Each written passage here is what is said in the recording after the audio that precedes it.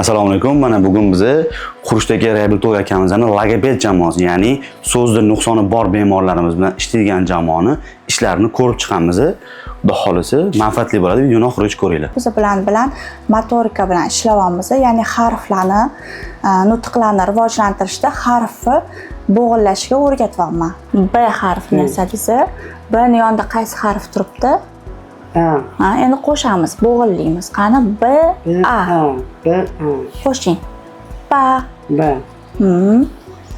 Ayting. B A. Ba. Ba.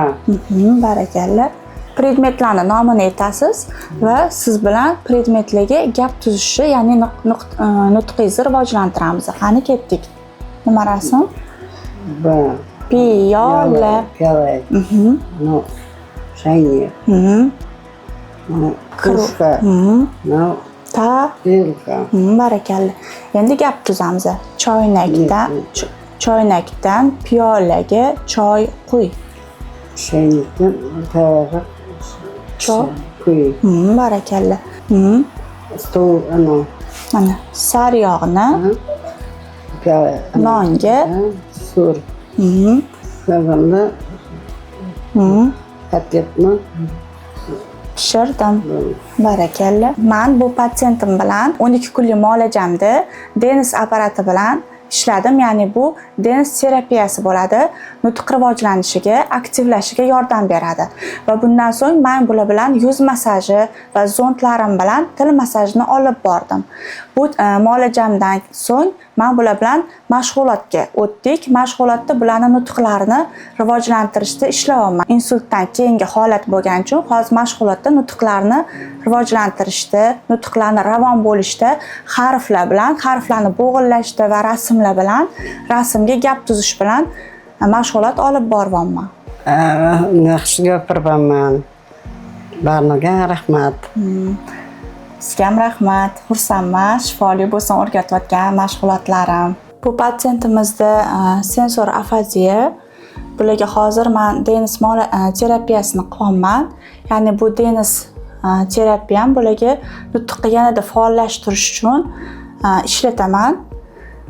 Neyro stimul apparati bo'lib, buni hech qanaqa zarari yo'q. Bu qaytangi nutqni yanada rivojlantirishda, aktivlashtirishda ishlatiladi.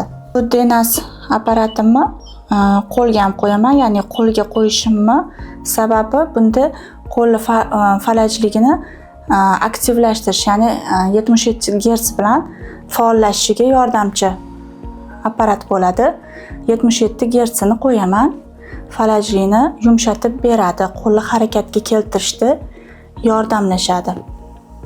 Ya'ni qo'llarimizni qo'l motorikasi, his qilish, sezish anaqalarni sezuvchanligini oshirib beradi.